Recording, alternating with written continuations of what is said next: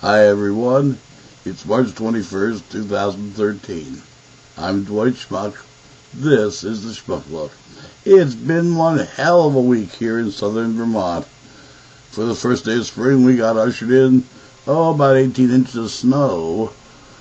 Needless to say, it's a ski weekend at the end of the season, and it seems like the outpouring of New Yorkers, etc., bless their little tourist dollar hearts.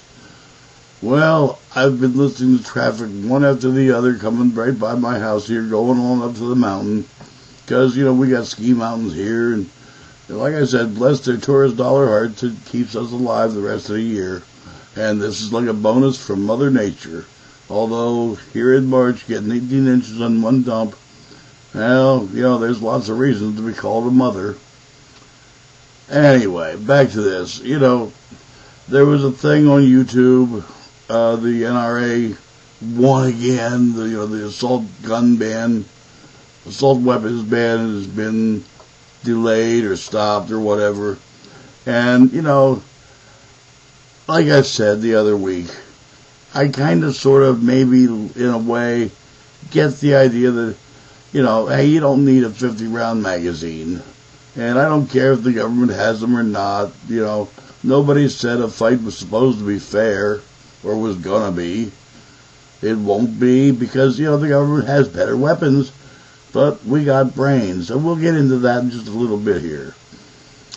The thing is, doggone it, somebody came up with a bit of common sense there in Congress and said, wait a second. And, I truly applaud whoever it was. Bless your little heart. Now stand up and talk some more about some of the other stuff that's going on. But somebody said, wait a second.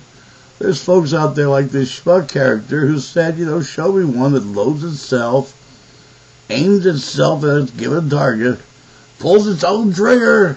Don't forget that. It's got to pull its own trigger. And then cleans itself afterward and hides itself very well. Well, we'll go after that pesky buddy thing. Yeah, that's what we'll take off the market. Until then, maybe we ought to think about, the humanoid behaviors and start putting some of these people away preemptively. I'm really tired of hearing about their rights. It's time they met a few lefts. If you behave egregiously, outrageously, and against lawlessly, it's time we put your butt in maybe a padded room for a while, see if we can get you under control here, and then maybe, if you earn it, shoot your butt back out on the street. But I'm really tired of waiting till somebody takes care of a goddamn elementary school where people at the movies, people just going through their lives, doing what they have to do, doing what they want to do, doing what people do.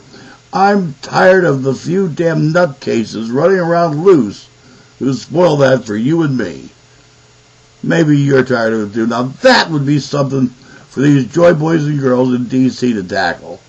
But oh no, let's go after the obvious, the gun. The gun, it's always the gun. No, it's the human. Let's start taking a look at the real problems. You've helped create them. It's damn well time you help fix them. Speaking of which, I got a letter again for some tippy-dong damn reason from the GOP. I don't know why they're sending. Yeah, they've sent it to me before about, and it's always this stupidity stuff about Barack Obama. And they did this thing about, well, he's got his NCAA picks done. Too bad he doesn't have the budget done. My thought on this is, here you go, boys and girls. And I used to be a Republican, staunch Republican. You have made a mockery of the name and of the party. Who gives a good goddamn whether he submits a budget at this point or not? You have already said you're going to veto it, no matter what it is. You have said that. Various people in the party have said that. No matter what the hell President Obama submits as a budget, you're going to go against it because, well, hell, he's a Democrat and you're Republicans, and that's what you do. yeah, there is so much to be said for, the loyal opposition and opposing things. And, it's what made humans great to begin with, was that opposable thumb. That opposable digit goes against the whole, but it allows us to do so much. On the other hand, besides having four fingers and a thumb, there's also a lot to be said for not being the guy who just jumps up and says no because somebody else said yes. Let's start having some good goddamn thinking and some good goddamn reasons and some good goddamn logic behind some stuff now. It's time for that. They got one Republican guy who now wants to make extra-marital or beyond marital, or if you're not married and you're just young, he wants to have sex made illegal if it's not marital sex. And, Jesus, this guy being sponsored by the pay-for-profit prisons. I mean, come on. You're going to throw people in jail for screwing? Oh, my God. But that's what this guy wants to do. And he's been elected to things. He got to make some laws. It's a scary thing, isn't it? And last but not least, Mark Sanford. And I can't remember off the top of my head here what state it's in. Check the Young Turks. Mark Sanford is running for Congress again. And he's the guy who said he was on this trip to, through Appalachia, the Appalachian Trail, when he took his mistress to Argentina. Mind you, he was a representative at the time, and, it was on our dime, our tax dollars. It wasn't in Appalachia, it was in Argentina. The money went bye-bye real big on taxpayer dollars.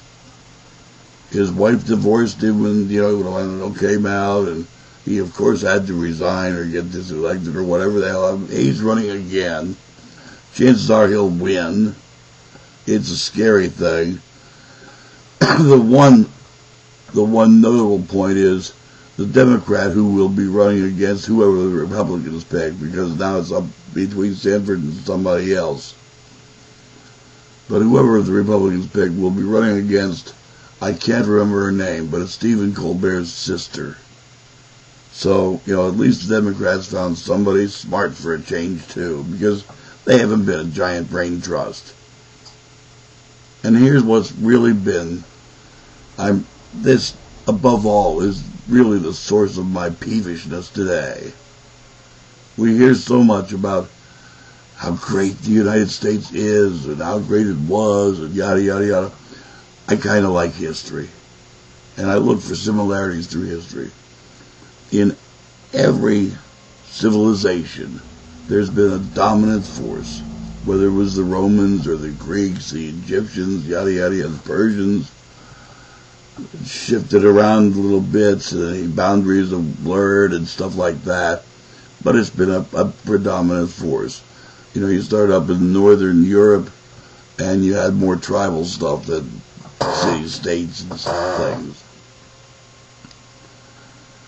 The thing about the great empires, they all crashed, every single one of them. And my theory is that much as this country is making a very few families the elite, if you look back through history, so did those empires. Suddenly you had the elites and the masses. And that didn't work out real well at the end, did it? And you got the same situation setting up here. Y'all should think about that. I'm really tired of having to think about bending my knee for the elites. It's time we put our kids' lives back on the table too. Support the schools and not the golf courses. Okay? Support the sciences, not the religionistas. It's time we started being great again, and not the country of the have and have-nots. It's time we are the country of the United States, where we're all working and working together just for a change of pace. That was pretty good for the first century or so. No damn reason why it can't be good now. Yeah, you just needed a schmuck to tell you that, right? Hey, have a great weekend, everyone. I'm Dwight Schmuck. That's the Schmuck Lok. Peace.